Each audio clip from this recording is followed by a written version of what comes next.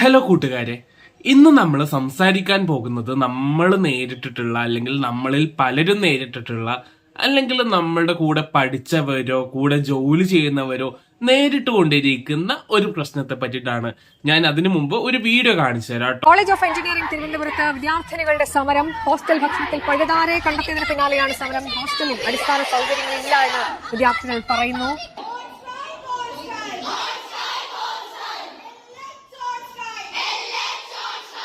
രാവിലെയാണ് ശ്രീകാര്യത്തെ college of എഞ്ചിനീയറിംഗിലെ പെൺകുട്ടികൾ സമരവുമായി ക്യാമ്പസിൽ ഇറങ്ങിയത്. ഇന്നലെ രാത്രി പെൺകുട്ടികളുടെ ഹോസ്റ്റലിൽ വിളമ്പിയ ഭക്ഷണത്തിൽ പഴുതാരെ കണ്ടതാണ് ഇപ്പോൾ പെട്ടെന്നുള്ള ഒരു സമരത്തിന് കാരണം. ഇത് കാണുമ്പോഴ് ഇതിലെന്താ പുതുമയില്ല. അത് തന്നെയാണ് ഇവിടുത്തെ വിഷയവും.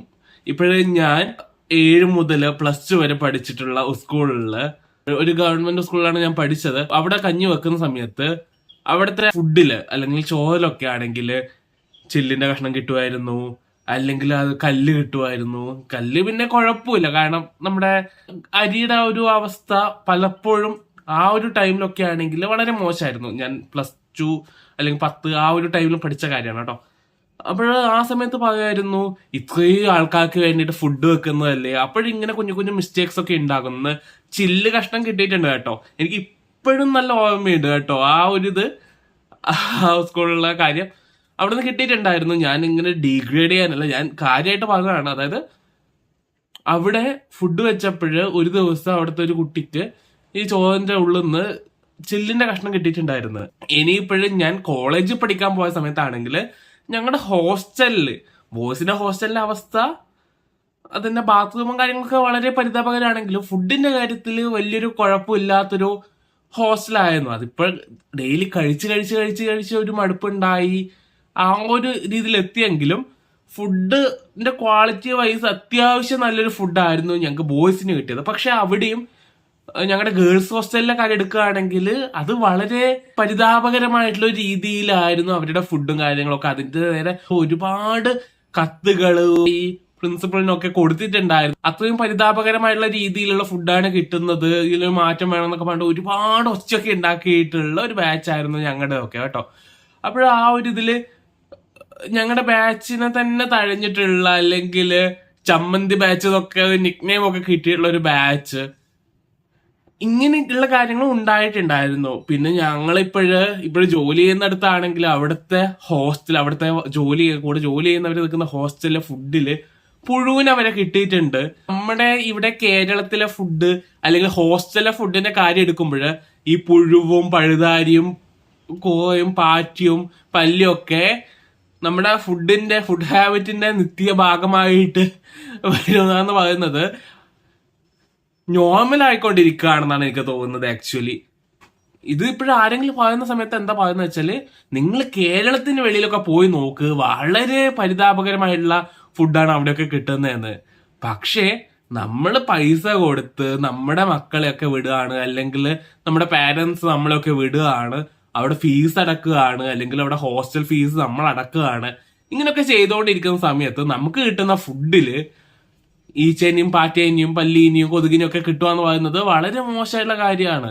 ഇവൻ പുഴുവിനൊക്കെ കിട്ടുന്ന എങ്ങനെയാണ് ഭക്ഷണം കഴിക്കുന്നത്? പുഴുവിനെ കഴിക്കുന്നവരുണ്ടാവും, പല്ലീനെ കഴിക്കുന്നവരുണ്ടാകും, പാറ്റേനെ കഴിക്കുന്നവരുണ്ടാകും.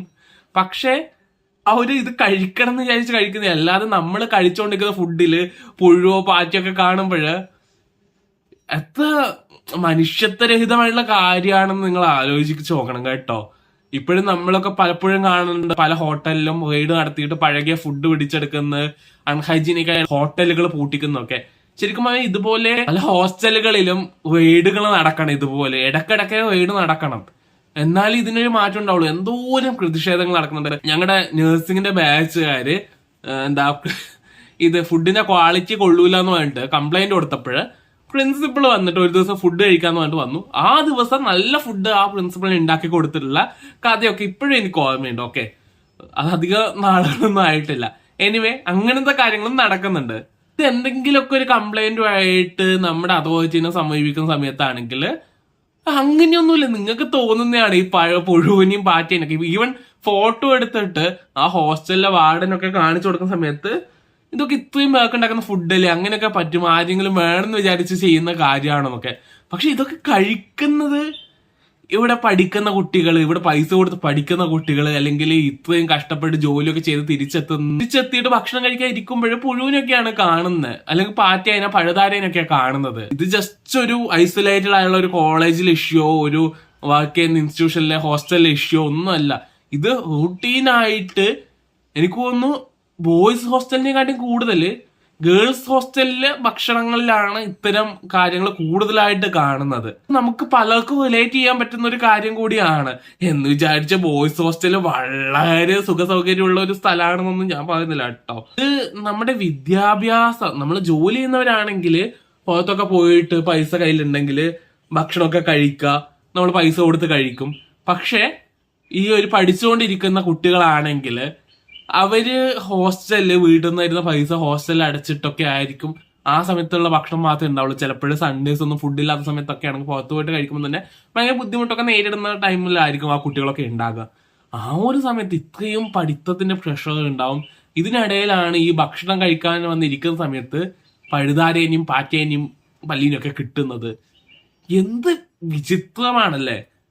ഇതിനു വേണ്ടിയിട്ട് ആൾക്കാർ സമരിരിക്കേണ്ട അവസ്ഥയാണ്. അതായത് ജസ്റ്റ് കംപ്ലൈന്റ് കൊടുത്തിട്ട് പരിഹാരം ഉണ്ടാവുന്നില്ല, അതിനു വേണ്ടിയിട്ട് സമരിരിക്കേണ്ട അവസ്ഥയിലൊക്കെയാണ് വിദ്യാർത്ഥികൾ വരുന്നത്. എത്ര ക്രൂരമായിട്ടുള്ള കാര്യമാണ്. നിങ്ങൾക്ക് ഇതുപോലെ അനുഭവം ഉണ്ടായിട്ടുണ്ടെങ്കിൽ, നിങ്ങളുടെ ഭക്ഷണത്തിൽ ഇതുപോലെ പല്ലീനെയോ പാറ്റേനെയോ ഒക്കെ കിട്ടിയിട്ടുണ്ടെങ്കിൽ കമന്റ് ചെയ്യുക കേട്ടോ. ഇങ്ങനൊന്നും അല്ല, ഇതൊക്കെ വിദ്യാർത്ഥി റിലേറ്റഡ് ആയിട്ടുള്ള, വിദ്യാഭ്യാസ റിലേറ്റഡ് ആയിട്ടുള്ള കാര്യങ്ങളാണ്. അപ്പോഴ് ചിലരൊക്കെ ഇടപെടുന്നു വിചാരിക്കുന്നു കേട്ടോ. So signing off, Raj, by.